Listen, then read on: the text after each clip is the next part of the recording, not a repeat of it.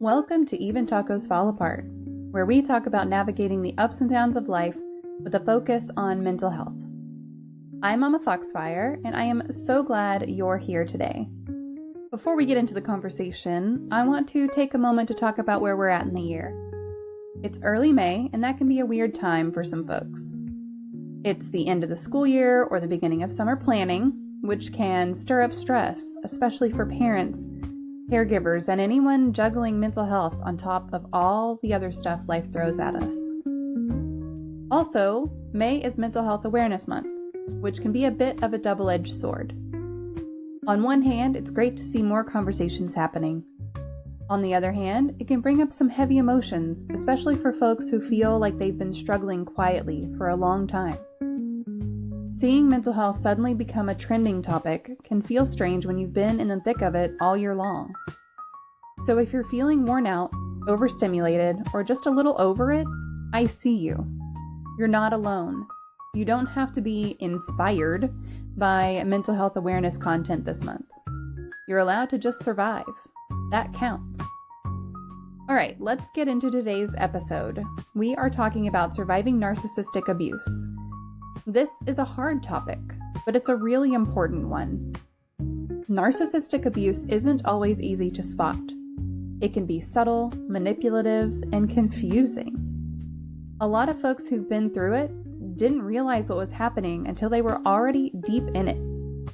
And the damage it does sticks around long after the relationship ends. In this episode, you'll hear from Mia Hanks, someone who's walked that path and come out the other side. She is open, honest, and raw about what it's like to be in a relationship with a narcissist, how it messes with your head, and what it takes to heal. We talk about gaslighting, emotional control, isolation, and the slow breakdown of self-trust that can happen in these kinds of relationships. Mia shares how she started to recognize the patterns, how hard it was to break free, and what helped her start rebuilding her life. This episode is especially for anyone who's ever questioned their own memory, felt like they were losing themselves in a relationship, or had people on the outside say, "Are you sure it's that bad?" when they were barely holding it together. Narcissistic abuse doesn't always leave visible scars, but the emotional fallout is real and it deserves to be talked about. If any of this hits close to home, I hope this conversation reminds you that you are not crazy, you are not weak, and you are absolutely not alone.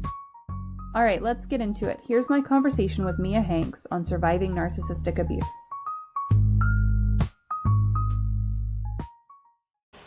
And welcome, y'all, to another Mental Health Monday.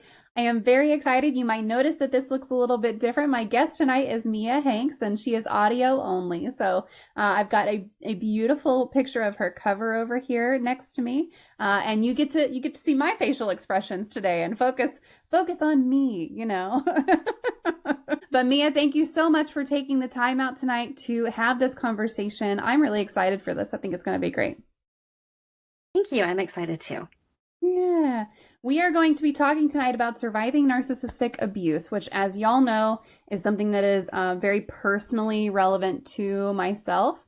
It's a lot of my story as well. So I'm very interested to get into this and really kind of dig in with someone who's been through some similar things, it sounds like. So I'll tell you a little bit about Mia, but before I do, we are going to have a question queue open. So if you are interested in asking our guests any questions tonight, feel free to pop a question into the chat and we will make sure to get it asked while we are live here today. So a little bit about Mia. Mia Hanks is a survivor of narcissistic abuse. She was married to a covert narcissist for 29 years and is the author of the award-winning memoir, Bridemaid. Mia is hoping that her story can help raise awareness about narcissism and help other victims find their voices.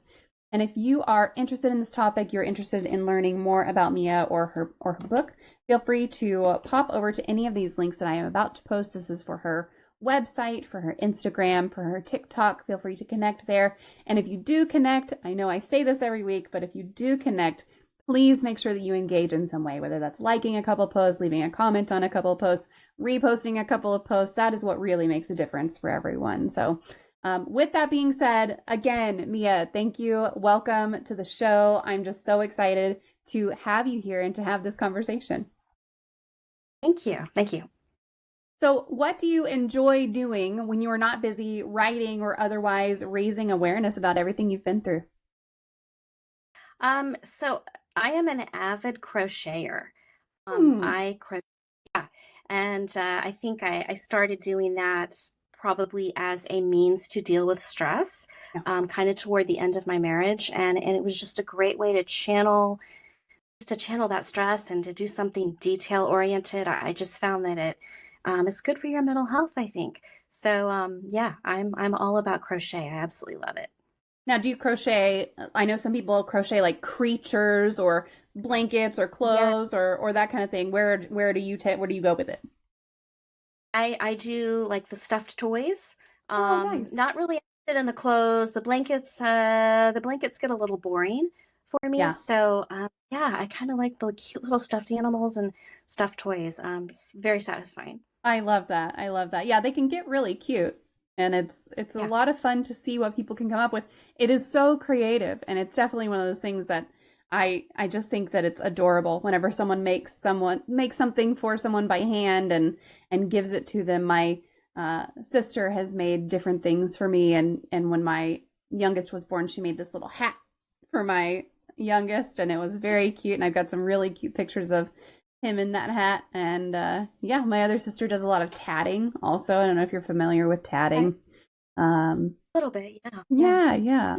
That's really neat. It's But a lot when of I fun. was at the end of my marriage, one of the things that I started doing, and it's interesting that you say like, detail oriented and just something creative, because I started doing nail art. Okay. And Yeah. it was Again, detail and yeah, yeah. it was just like that. I need something I can control. I need something that I can express. And that's kind of how I got into doing my own nails. So, yeah, Yeah. that's neat. Way to channel that stress. I think there's therapeutic benefits to creating. Yeah, absolutely. I 100% agree. Uh, do you have a true crime story that fascinates you?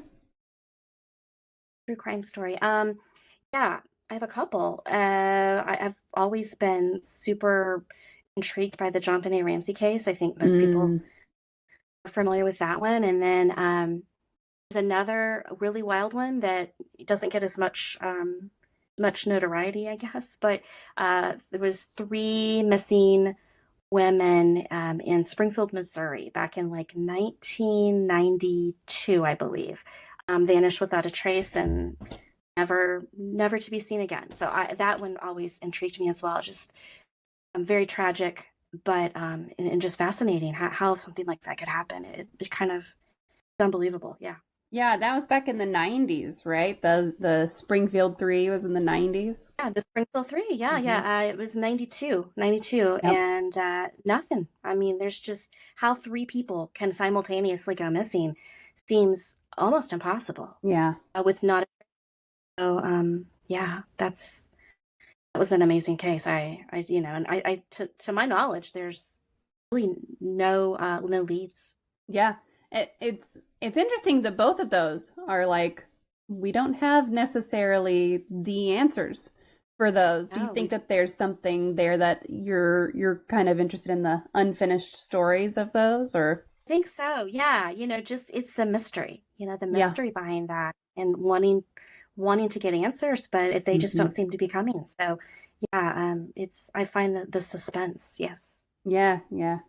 It's neat to think about that someone's life can take such an awful turn and then at the same time it can just spark all of these investigations. So uh, part of some of the things that I've been through is that my grandfather went missing in 2017 and it sparked so much controversy in in the Wow. online world. Like there are pages dedicated to his disappearance and all kinds of stuff. And it's like they go down these rabbit holes of, oh, look at so and so and their life and all this stuff. And it's like eventually, and we did wind up finding his remains several years later. We found, I think in 2023, we found his remains. So, you Long know, to it's have to wait. yeah, it's a long time. So he went missing in 2017, and that's 5 years of not knowing and people giving people that time to speculate. And then in these cases, it's like decades of speculation. And you really might not have answers. We don't even have all the answers, and we found his remains. So, you know, always questions. Yeah, but you can go down some rabbit holes when you start looking at people's lives, and you never know what's relevant and what's not, because that's right. Everyone has stuff going on behind closed doors that you would never otherwise know about. And if you don't know about, if you don't know what someone's going through, you don't. I think that's the case for so many people. I mean, myself included. You know, when I was married, it's you don't always share the struggles. I think we all, as humans, we want people to think that we have it all together, that our life is perfect, and we kind of, you know, we'll kind of, I guess, lie to ourselves, really, to make ourselves seem like we've, you know, everything's great. Yeah. And it's hard to ask for help. You know, it's hard to admit that it's not good. And it's hard to say that, hey, I think I think this isn't right, and I think I need help. I think we'd rather sometimes just sweep it under the rug and pretend like it's all good. And, you know, everybody lives like this. But I think somewhere deep inside, we know that's not true. Yeah. So we are here to talk about surviving narcissistic abuse. And I want to start because you, in your bio, you know, you talked about being married to a covert narcissist. So I want to dig into that a little bit. How would you describe covert narcissism to someone who might not be familiar with it? Maybe they've only heard the term narcissist and not the term covert narcissist. How would you describe that? So covert narcissism, it's actually considered to be one of the most dangerous types of narcissism. The reason is these people do not look like narcissists. They are not, to the outside world, they are not arrogant. They're not pompous. They're, you know, they are, they're extremely empathetic. They're not really, but it's, you know, this is the mask they wear to the outside. They appear empathetic. They are kind and generous and humble, all around great. You know, my ex-husband looks like the great guy, father of the year, husband of the year. Everybody thinks he's great. But behind closed doors, he's actually a narcissist, you know, and so he's controlling, manipulating. Everything's about him. Everybody has to kind of keep him on a pedestal. And so it's such a diverse from what he's showing the outside world to how he is on the inside behind closed doors. It's just it's complete opposite. And so it becomes dangerous because for the victim, it's very hard to get people on the outside to believe you. You know, you can't go and say, well, actually, this person is very abusive and manipulating, and, you know, my health is struggling because of the stress I'm living under. Nobody, a lot of times, a lot of people are not going to believe you because what they see is this wonderful, wonderful man. Yeah. So it's covert narcissism is a tricky thing. Yeah. And you do need people to believe you. Like it can be, of course you can do things yourself, and you don't necessarily always have to have this huge support system to get out of situations that you are not safe in. But it's way easier if you have some people in your corner, and in order to have them in your corner, they have to believe you. And so that's really difficult sometimes. Definitely. Yeah. I think it is the reason why a lot of women, especially women victims, end up staying in these relationships because they just don't have the support they need to get out. Yeah. Yeah. For those of you who are just joining in the chat, our conversation tonight is about surviving narcissistic abuse. If you have any questions or comments or anything like that you want to throw out there, feel free to pop those into the chat. We'll make sure to address them here. And Winter, it is great to see you again. Thanks for coming back today. Now, the word narcissist gets a lot of exposure these days. You hear it all the time in videos and social media. And I know that some people feel like it's getting overused. So how do you differentiate between someone who's just selfish and someone who is a true narcissist? So narcissistic personality disorder is an actual personality disorder. So it's not just traits. You know, somebody can be arrogant. That does not mean they're a narcissist. A narcissist, it runs much deeper than just being really full of yourself or thinking you're really great. It's much deeper than that. These people there's actually a DSM list of 9 traits, and I believe if you have 5 or more, you potentially have the personality disorder. Off the top of my head, it's things like they think they deserve all the praise. They think they're more important than everybody else. They tend to only want to socialize with people who are as quote unquote important as they are. They tend to think that people are very envious of them, which can make them very paranoid.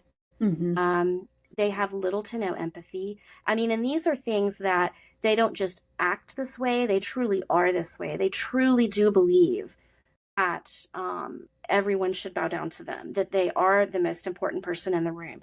It runs far deeper than just being a personality quirk or a personality trait. And it infiltrates a lot of aspects of their lives too, generally, with narcissistic personality disorder. It's not just, they're not just going to be a narcissist in one relationship, in their primary romantic relationship. They'll be a narcissist also in their work relationships and in their family relationships. And it's funny because once you know what it looks like, it's so much easier to see. But it's so hard to initially recognize. Yeah. A lot of people don't know what to look for. And especially when I got married over 30 plus years ago, no one was talking about narcissism. Yeah. I mean, I didn't know that was. I didn't know that was a personality disorder. And so, I didn't know what I didn't know. And certainly I didn't know what to look out for. Yeah. And I think that word narcissist is getting a lot of exposure right now. And some people might say that it is being overused, but honestly, is it? because I think it is just getting that exposure and letting people know, hey, this is a thing that you could look out for and that you could try to stay safe from. Of course, they're also very good at the beginning of a relationship in masking that and can really take you on some journeys at the beginning of a relationship that will make you wind up somewhere completely different several months to a couple years later. But yeah, sure, it's being used a lot. It's being talked about more. And I don't think that's necessarily a bad thing. I think that it's probably a good thing. And maybe some people are getting called narcissists who aren't truly narcissists, but there's something there they need to work on. Yeah, for sure. I mean, I think we do tend to overuse the term as far as labeling people narcissists. I mean, a lot of people that, you might think are a narcissist, they probably aren't. It doesn't impact that much of the population, but it is really important to know, these people, they really don't, they don't have empathy. They can't see things from other people's perspectives. Those are real hallmarks, and things that you will notice first about them. So it is really important to be able to know how to spot these people. And like you say, it's not overnight. You don't get in a relationship with them and the next day they become abusive. It's just not how it works. They're very calculated. And like you say, they'll take you on a journey, and, it begins with the love bombing and it just kind of builds and builds. And they see just how far they can push you, really. Yeah. Is what it comes down to. And then the gaslighting, and before you know it, before you realize what's going on, you are so deep into this that, it's hard to just up and leave. Yeah. And I know we're going to talk about this a little bit later, but also just the amount of isolating that they wind up doing before you have realized it makes it that much harder. It does, yes. Yeah. So we're kind of dancing around a little bit. Can you talk about your marriage and kind of when you first realized you were in a relationship with a covert narcissist? Early on, I saw things that I just wrote off as personality quirks, things I didn't like. But I was 21 years old when I got married, and, again, I just didn't know what I didn't know. I saw and very early on, that lack of empathy that I talked about. For example, if I was sick, or anything like that, he, rather than be sympathetic, rather than say, "Oh, you're not feeling well, how can I help you?" His first reaction was to be mad at me Mm, because it was a disruption, you know, and how dare you disrupt my day? This wasn't in my plans. That's what's going through his head. And so, I noticed that early on, and I thought, how odd.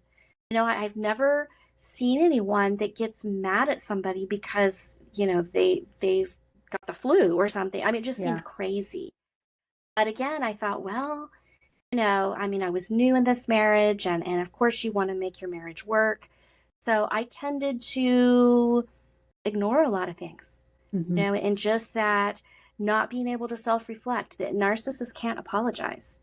And if they do, it's not genuine.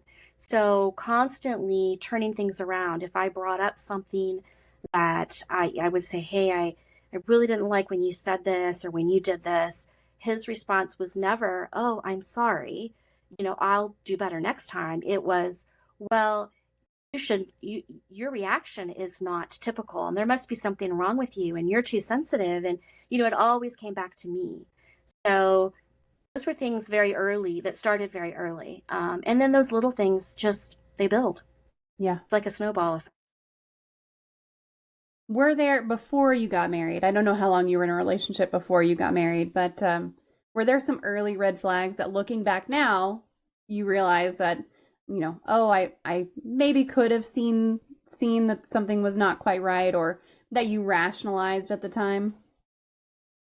Um, yeah, looking back, I think everything was about him. It was Mm, about what he wanted. What it was never about what I wanted to do. It was about what he wanted to do. And it was almost like it was my job to entertain him. Everything revolved around him. And I allowed it to, hmm. I tend, I then and now, kind of this people pleasing part of my personality. And of course, those are the types of people that narcissists gravitate towards. Oh yeah. So I allowed that to happen. And then, you give them an inch, they take a mile. Yeah. Yeah. I know for me, there were a lot of red flags that I ignored. I was also young. And I ignored a lot. I really did. And part of what I ignored was something that sometimes could just be like a sweet thing, like introducing me to his kids within weeks of meeting him. Like within 2 weeks of meeting him, not just, oh, multiple weeks, 6 weeks, 2 weeks of meeting him. We were Yeah. suddenly spending a lot of time with his two boys. And looking back, like, okay, in some cases, maybe that could be a nice thing. But in this case, it really wasn't. He was just trying to get us together. We had our first Christmas together as a family, is how he put it. Uh, that was a couple of weeks into dating. I think it was like 3 weeks into dating. So we had an Yeah. official family Christmas 3 weeks into dating. And looking back, I'm like, I thought it was sweet. I thought it was nice. But combined with everything else that was going on that I also either rationalized at the time or overlooked, just kind of he was the victim in every story. Nothing was Yeah. his fault in any relationship or anything like that, which, why you're in a new relationship, you're not looking for holes. You're not looking for things to question necessarily. Right. You really, that makes sense. You're Hmm. not looking to pick the story apart, Yeah. and you tend to be very forgiving of these little things. And like, what you just mentioned, I mean, in a new relationship, you're not going to rationalize that this is moving too fast. Yeah. Instead, it looks like, well, this is really sweet and this is really Hmm. nice. So it's easy to, to kind of have your vision clouded a little bit. Yeah. It's just easy to fall into their trap. Especially if you're not thinking that way. And if you're not Mm-hmm. used to people thinking that way either. Because it's Right. bizarre. Like it's a bizarre thing to me to think of viewing life that way. And even now, Yeah, I'm like, I still don't understand how you live the way that you live. I think as as somebody who's an empath, um, you can't rationalize that somebody could think along those terms. It just does not seem, Yeah. it doesn't seem real. So yeah, it's hard. I tend to want to give people the benefit of the doubt, and that's what I was doing way back then. But yeah, the other thing you mentioned is the victim, always the victim. Yes. That is a red flag. Yeah, for sure. I just didn't know it at the time. Didn't know that was a red flag. Yeah. I know now. So what do you think are some of the biggest misconceptions about narcissistic abuse? I think the biggest misconception is that people assume, hey, if it's bad enough, you'll leave. People don't realize, unless you've lived through it, it's hard to understand the complexities and the mental abuse that's happening, just psychologically where these people have you. It's not so simple to just say, this person is really treating me bad, and so I'm going to pack up and I'm going to leave. Yeah. It's just not, you're mentally, you're not there, and you can't just do that. So I think for outsiders looking in, saying, well, it can't be that bad. If it was that bad, you would leave. But it is that bad. And and at least in my case, you feel trapped. Yeah. So definitely people don't really see the complexities of what's going on psychologically. Yeah. And even in situations where there is a horrendous, physically traumatic abuse, it's still hard to leave. It can be really, really bad. You can wind up in the hospital multiple times. There are statistics out there. It's like victims wind up trying to leave or deciding to leave 7 times before they finally do. And it's like, that sounds wild, because you would love to think, if I were in that situation, I would leave the moment XYZ happened. And when you're it's easy to say that, right? Yeah, it's so easy. To hindsight is 2020, and the 7 times statistic is interesting to me. I don't know, but I'm speculating that 7 times, I don't think that applies to narcissistic abuse. In my opinion, I think if you go back once, probably you don't get back out. You probably stay. Once they've won, once they've gotten you back, I've got to think that it's, orders of magnitude more difficult to get out a second time, and probably so daunting that most victims just stay. I don't know. The 7 times statistic is intriguing. I just wonder if that, is the statistic for narcissistic abuse. I doubt that it is. Yeah. And yeah, that's specifically for physically abusive situations. Physical. Yeah. Yeah. I don't know about narcissistic abuse situations, because it's so much more complicated and difficult to get official help for something like that. If not nearly impossible to get official help for that, except from a personal therapist or something. In rare cases, are you going to get law enforcement involved? In rare cases, can you even prove anything? Can't prove. Right. I mean, it's, the odds are stacked against you. So yeah, it's a very difficult situation to be in. Yeah, it really is. We've got a great question in the chat. This is from Bite Mark. She would like to know, what is your favorite poem? My favorite poem? I don't really know. I mean, I don't read a lot of poetry. I remember as a kid reading Edgar Allan Poe, The Raven. I thought that was pretty cool. I like The Raven. And I think Robert Frost has that one about the road not taken. Yeah. I like that too. Yeah, the paths diverged, and what is it? The two. I took the road less. Road less traveled by. Mm-hmm. Road less traveled. It's like two roads diverged, or the woods diverged, or something like that. Yeah. I love The Raven. The Raven is such a good one, also. And every time anyone mentions The Raven, I always think of the Simpsons episode with The Raven.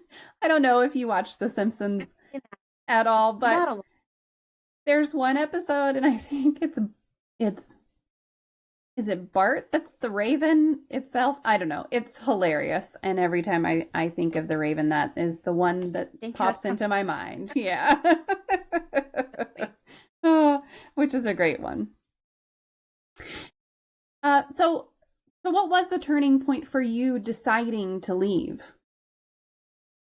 You know, I was having a lot of physical symptoms. The stress, the fight or flight, that I was living under, was really having a lot of effect on my body. I was having chronic pain, headaches, stomach aches, and I just felt sick all the time. It was the worst feeling. And I really just decided that I need to figure out what's going on here. This is just, I'm falling apart. And I didn't feel like it was sustainable. My kids were both grown at that point, and I didn't have the worry about family court and custody. That worry was kind of off my shoulders, and I felt like I had a little more freedom, I guess, to explore options of leaving, but still, it's very difficult. But really, it was just a matter of I just couldn't, it wasn't sustainable to stay. Mm-hmm. Having kids makes it really difficult to even make that decision. Yes, it really does. Yeah. I went through that. I went through that while having kids. And so, wow. So my kid, I am co-parenting technically with my ex, and it's a different wild ride. I've heard a lot of stories, and I've heard family court is not a place you want to be with a narcissist. No, it's Unfortunately, judges, lawyers, most don't have experience with these people, and these people come across as so charming, and so wonderful, and they can win anyone over. So it really, I've heard it makes family court somewhat of a nightmare. It really does. And I wound up giving up a lot. And also I got divorced during COVID. And so I wound up giving up a lot just to even get the divorce done with. And it still took 2 years. So 2 years. Yes. I filed in 2019 and it was not finalized until 2021. Well, a lot of that was the courts just being slow. But as the courts were slow, it was like he could use that time to claw back other things. They do love to draw it out. And basically just kind of try to choke you out. The more money they can make you spend on legal things, the more desperate they think you're going to get. It's really a game to them. Yeah. And you were talking. And they're angry. Yes. Yeah. Oh, and they will say all kinds of stuff. And the moment you say anything, it's like, yeah, it's wild. But you were talking about the physical symptoms that you were experiencing. One of the ones, besides massive stomach issues, that magically went away when it was over. Magically, yeah. For me, it was like 2 weeks later. Yes. Within 2 weeks, all of my ailments disappeared. Yeah. Yeah. My favorite, this is weird to say, but my favorite physical symptom was that this is obviously not a wedding ring. It's just a thing, but I used to get stress bumps that would radiate out from my ring finger, whether I was wearing a ring or not. So it's like my body was literally trying to tell me, hey, this is the problem. Yeah. Isn't that interesting how everyone's body will react differently? But, it's your body telling you can't stay in this environment. You have to save yourself. It's self-preservation is really what it comes down to. It really is. Really, really is. We got a great question in the chat. Winter, we talked about crocheting earlier. I wish you'd been here, but we were talking about crocheting earlier. Winter says, do you crochet? And if no, would you like to learn? But yes, Mia was talking about crocheting earlier. And I don't know if you want to revisit that and just talk a little bit about what you do crochet. I really just, I think it was probably during COVID that I started doing it. But I found that it was so therapeutic. I needed something to do. I found the last few years of my marriage, I barely slept. I was under so much stress. And, my ex-husband, as time went on, and especially toward the end of my marriage, he demanded 24/7 attention. He just thought he If he was awake, everybody had to be telling him how great he was. Mm. And I couldn't get any time for myself until he went to sleep.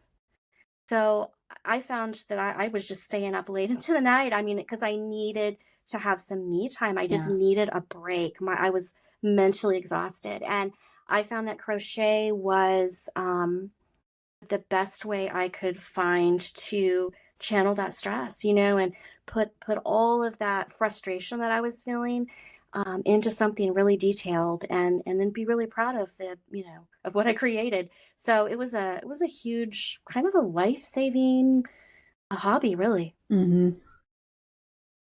I like that you talked about at night after he went to bed was the only time that you could get for yourself, because I still have that a little bit with my kids. I'm like, I stay up late, not because I don't have to be up early, but because it's when the house is not filled with people who need me. Yeah, exactly. And for me, it was, it was that, and it was when the house wasn't filled with conflict. Yeah. Yeah.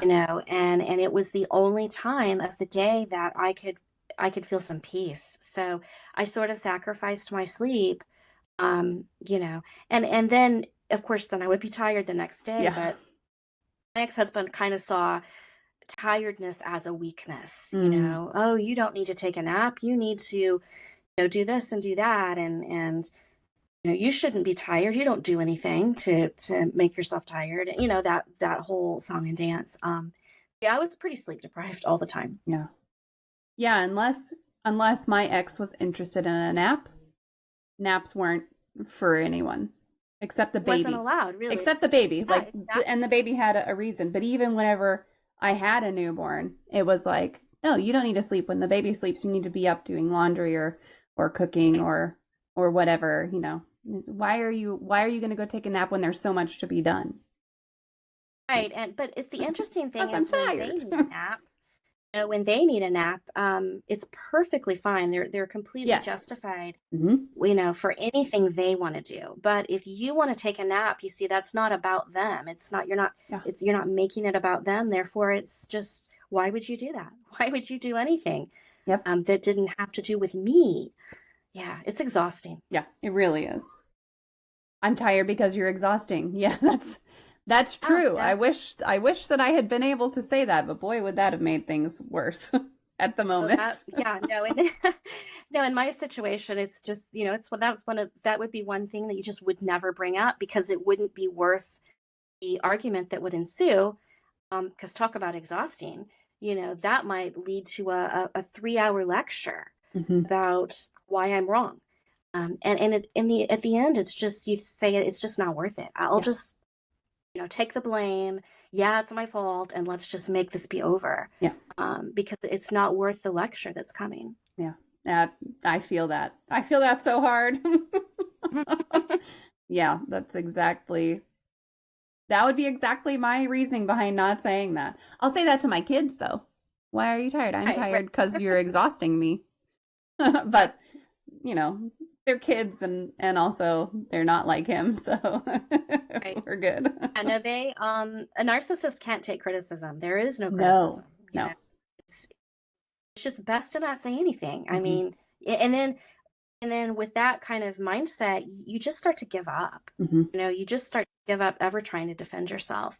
And then that's where that breakdown comes, where you lose confidence. You start to feel like I can't do anything, and it's a slippery slope. Yeah, it really is. And I think that's a good segue into my next question, because my next question was going to be, how did the experiences that you had affect your sense of self over the years? Because it really is, narcissistic abuse is just, it wears you down so much. I really do believe it changes you as a person. So what was your experience with that? It does. I think I went into my marriage, feeling pretty self-confident, feeling like I was capable, that I felt good. And it didn't take long until I had no self-esteem left. I didn't trust myself. I didn't trust my own decision making. I second guessed everything. And so coming out of the marriage, it was a kind of a fearful time because I had been told basically you can't do anything. Everything you do is wrong. And you're not able to do this or you're not able to do that. And so it was scary because you think, I don't know if I can make it on my own. Yeah. I've been told for all these years that I can't. So it does change you. It just, and just that mental exhaustion, being in such an exhausted state all the time, kind of puts you in a fog. So you just sort of lose, I don't want to say you lose touch with reality, but you really start to believe a lot of lies about yourself. Hmm. That just aren't true. And it takes time to rebuild all of that when you get out. It really does. And I think that to an extent, it does really change the reality of things for a good long while because your reality just gets narrowed down so much. And it's narrowed down to what the person wants it to be.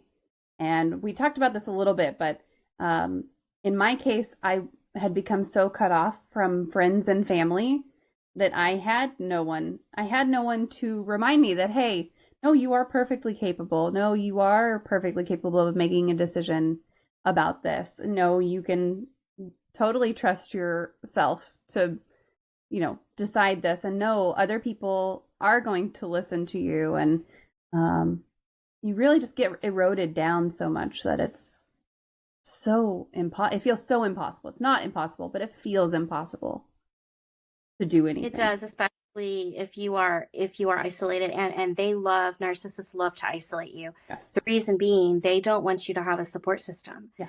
Because if you have people around you, they might say, hey, this doesn't look right. Mm-hmm. They don't want anyone planting ideas in your head that maybe they aren't the God that they present themselves to be. So isolation is it's a terrible thing, but it's a tactic that they almost all use. I was fortunate. I have my parents, and they really saw what was going on. Mm. And boy, he didn't like that. I spent a lot of time with my parents, and he would kind of discourage it. I mean, to a sense, he was worried they might be kind of getting in my head. But I can't really say I had any friends. I had I had acquaintances, but not really any friends.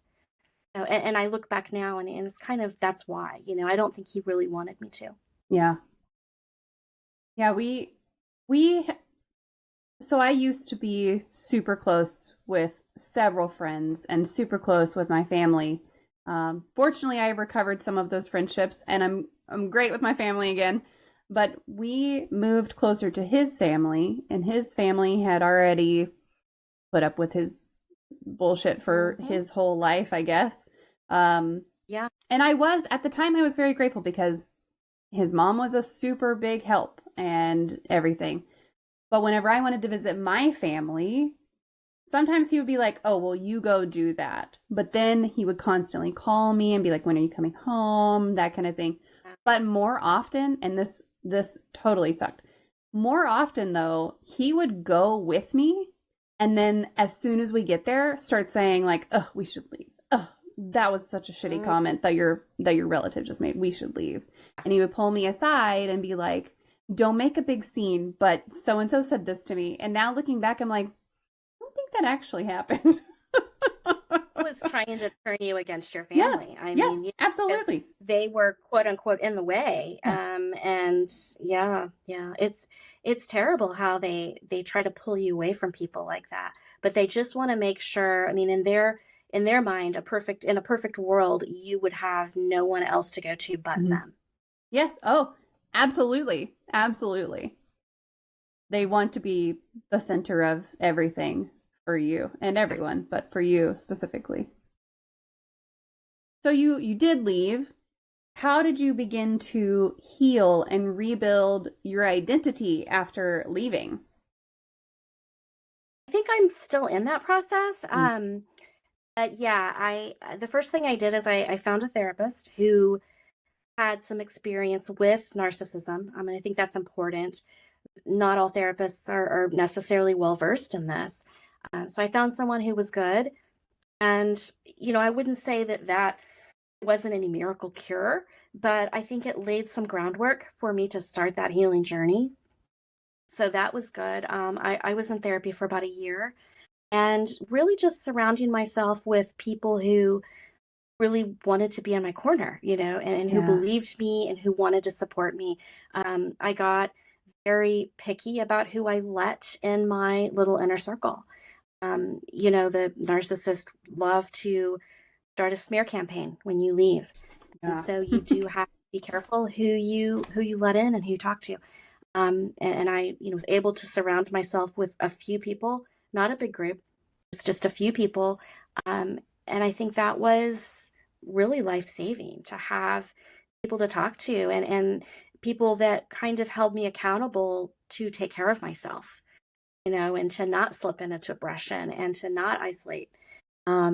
So those were things. I think therapy and then having good people around me were two of the first steps to start this healing journey. But it takes time. You've Yeah. got to be patient with yourself. And I was in this relationship for 30 years, so it takes a while to unwind all of that. Mm-hmm. Most definitely. And did you have any, were these people that you already knew that you were kind of having in your corner? Were they people that you met who had been through something similar or anything like that? Yeah, no, I mean, I had, my parents and Mm-hmm. then of course my kids were really supportive and I have a best friend that, I've known my whole life, that has just really been super supportive, and it makes all the difference in the world having people around you like that. Yeah. Yeah. What were the biggest challenges for you, do you think, while you were trying to rebuild and kind of reclaim your voice? I think trying to gain back some of that self-confidence and starting to trust myself, feel like I could do things without second guessing myself at every single turn.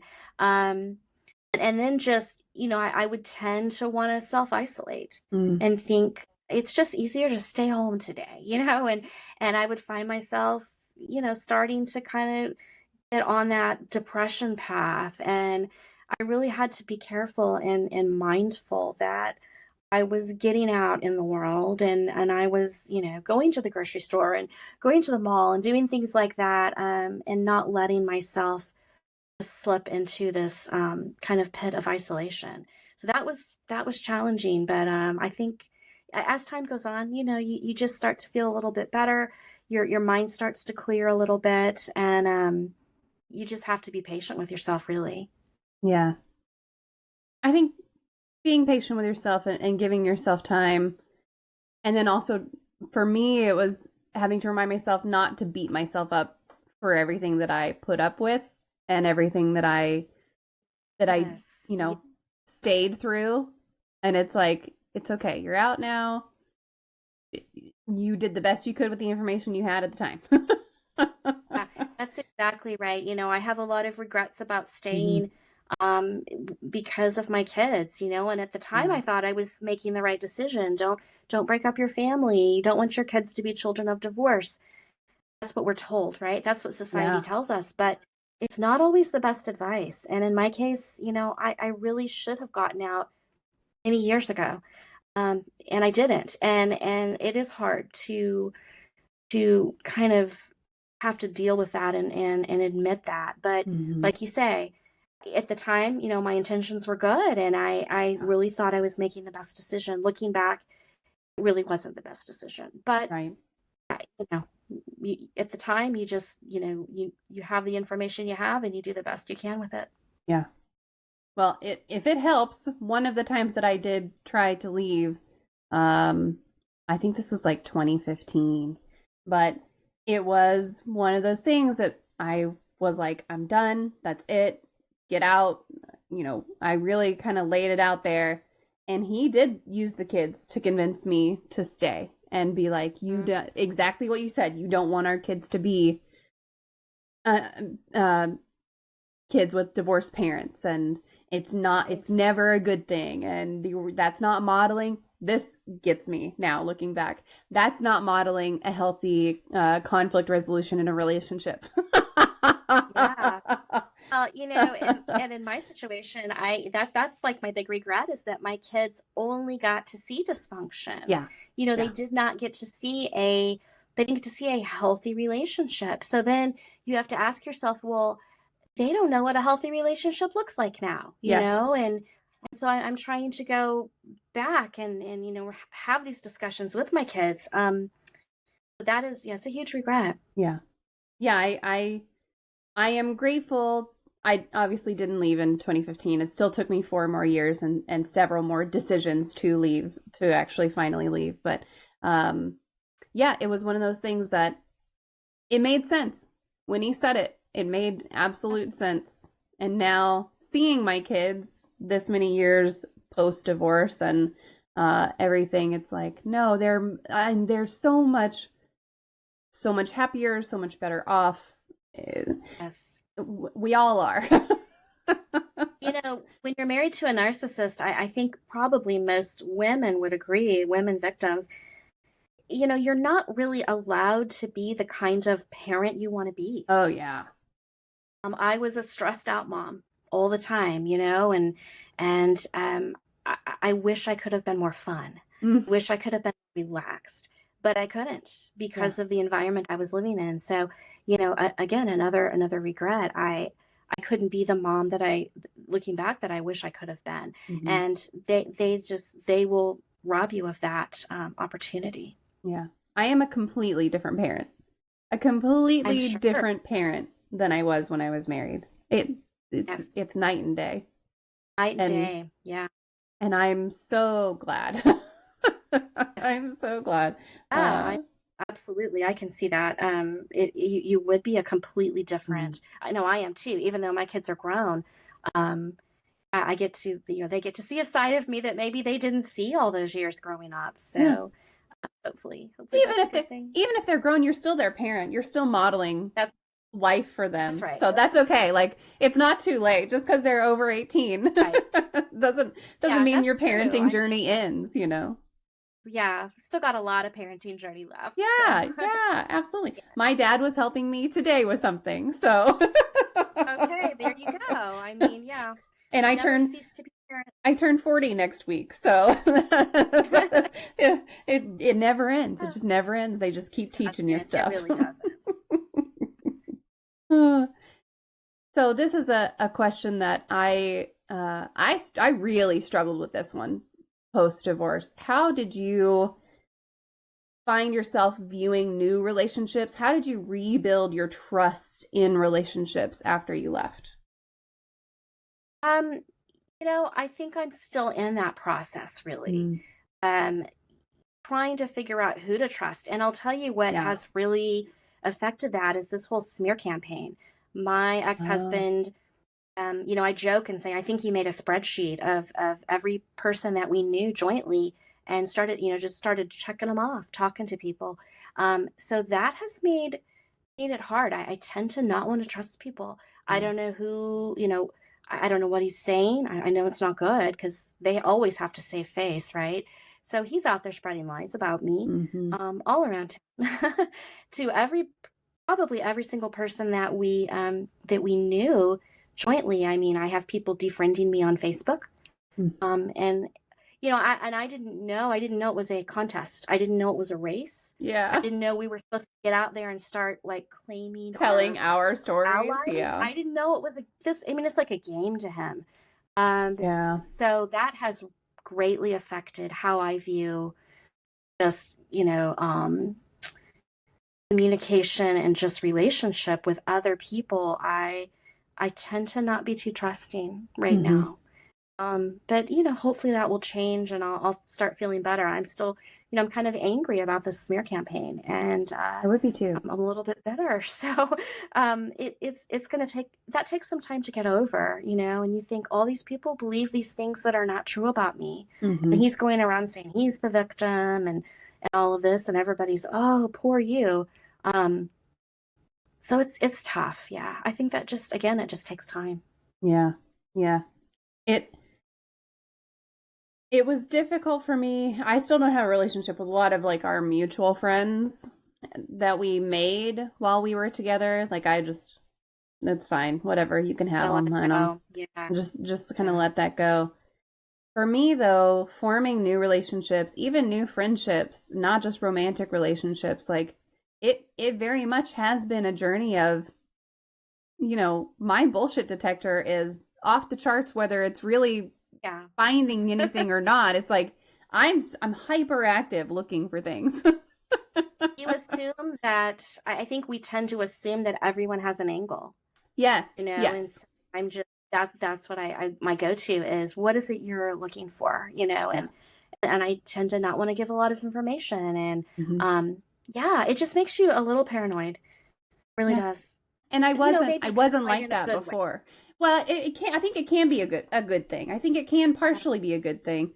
I think it Very cautious. yes, very guarded, very just like, and I wonder how that come obviously I'll never know how I come off to someone else necessarily unless they're willing to be totally open and transparent with me, but um you don't know how that comes off to other people. Does it come off as you're too, I don't know, too shy or uh, Yeah. too critical, or, there's all kinds of ways that people could really take that. Um, but yeah, it has definitely given me this That's difficulty. interesting. Yeah, that's interesting you say that about being guarded, because, my one of my closest friends, that's what I was told. It was, Mm, you're so guarded now. Like, what has happened to you that you're yeah, so guarded? You didn't used to be that way. And I know I didn't used to be that way. So I guess that really does come through now, that, just this overabundance of cautiousness. hmm, And again, not a bad thing, but just from where we came from, I think it's a normal reaction. yeah. And I definitely used to be very, I assumed prior to this relationship, I assumed everyone had positive intentions until they really Oh, me proved too. otherwise. And now, Me like you too. said, I'm very like, what's your angle? What Uh-huh. what is it? What are you after? And that That's never exactly. that never would have come into my mind before. Never. No, I mean, I was so naive, and Yeah. I really thought everyone was good and no one had ill Yeah. intentions toward Yes. me, and why would they, And it just so naive, so naive. Yeah. So older and wiser now, and it's been a learning experience. Yeah. You've talked a lot about just friends and family supporting you and a lifelong friend and your parents and that kind of thing. How can family and friends best support someone who is either in a relationship where they're going through narcissistic abuse, or maybe they're just out of a relationship and they're starting kind of their recovery journey? What are some things that friends and family can do to support someone? I think, if you know someone who's in one of these relationships, you really, it. I think the best thing you can do is just be supportive in that, be available for them to talk to you if they need to, but don't think that you can just go and say, you need to get out, Yeah. because it's just not that easy. So, but be that person that they can lean on when and if they decide to get out, they know they have a place to go. So, I mean, you can't tell them what to do.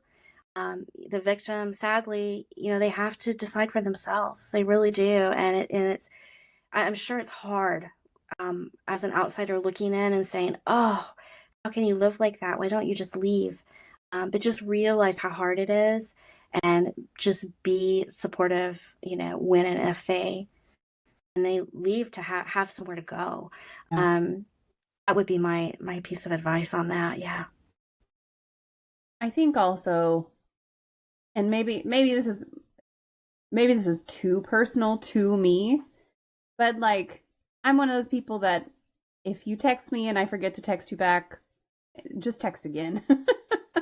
But especially whenever I was fresh out of that relationship, I was awful at responding to people, but it wasn't because I didn't want to respond. It was because I didn't know what to say. And so it was Yeah. very like I'm in a crisis and you're just saying like, "Hey, I'm here to support you," and if you ever need to talk. And I'm like, well, I talked to my therapist and I don't even know what to say to her. Yeah. uh, I understand that. so just reach out. Like, if you don't get an answer once, I would say just reach out several. Don't give up. Don't give up. Just continually let people know that you're there for them. Yeah, I mean, and realize that these people fresh out of these relationships, they need someone to talk to. Yeah. You know, and I think in my case, a lot of my quote unquote friends, they didn't reach out. And, you need people to reach out. Like you say, even if you don't respond right away, just let them know that, yes, I care. And I know what, I understand that you're going through this, and I'll support you. Yeah. If someone is listening to this right now and they feel like they might be in a similar situation, what would you say to them? I mean, I think the one thing you need to realize is people tend to think things will get better. If I just stick with it, if I just make myself a little bit better, it'll eventually get better. Narcissism does not get better. Yeah. It's proven that it gets worse with age. And so if you are in a relationship with a narcissist, I mean, you really need to explore the option of leaving. It's detrimental to your health. It's detrimental to your physical well-being, your mental well-being, and it just doesn't get better. And I hate to sound so doom and gloom, but it's just, those are the facts. And start thinking about how you can get out and make a better life for yourself. Yeah, absolutely. Well, we are coming up on the last couple of questions. So if you are here live with us today and you have a question for Mia, feel free to pop it into the chat. We'll make sure to get to it. But Mia, while we are waiting on those to roll in, what is your favorite life hack? Life hack. It's interesting. I think the only thing that comes to mind, I don't really know. This is silly. I guess it doesn't matter if it's silly, right? No, go for it. You know what? I love those packing cubes. Is that considered a life hack? Yes, yes. So like, when I travel, those nifty little set of 8 packing cubes. Yeah. So cool. I just discovered them like maybe 6 months ago, and I'm all about packing cubes now. Are they the ones that you squish down for like space saving, or are you just talking about like organizing in your suitcase? They don't, they're not airtight. But you can pack a lot more in them. You can get more in your suitcase if you use these cubes. Interesting. So organizing and a little bit of space saving. Yeah. I love this. Yeah, that's my life hack. So I went on a big trip to Australia a long time, and I got the cubes that you can pack in, that you pack in them, and they're not necessarily airtight, but you roll them after you pack them.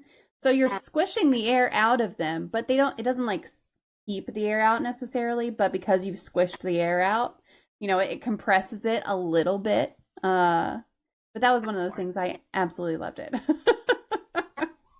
Makes a big difference. Yeah, it really does.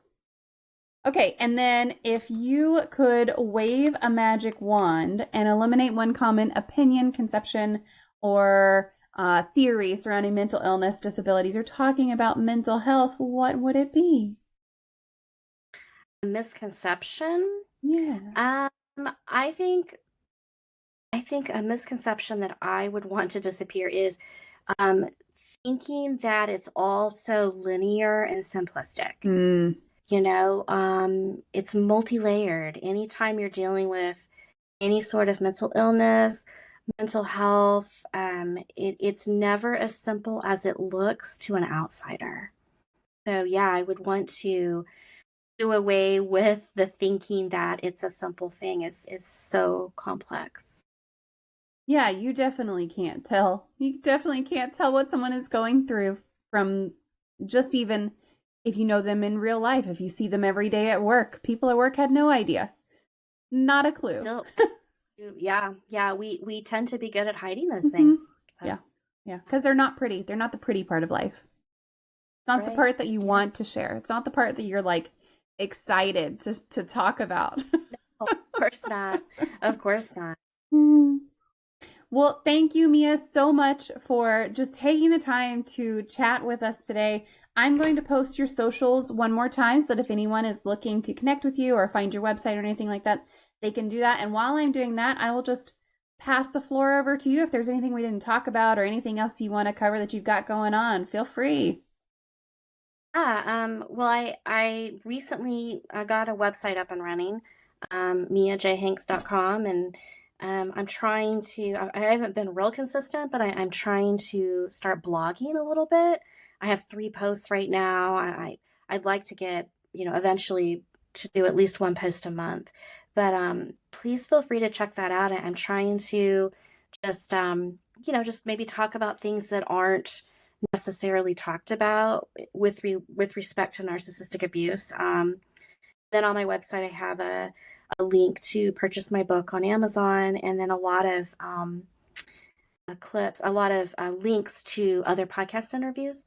So yeah, I just want to sort of get the conversation going out there, raise awareness. And I know there are a lot of victims out there that, maybe you don't know that that you are a victim. That was my experience anyway. So I just really want to raise awareness, and I hate to think people, would spend decades in a relationship like this, like I did.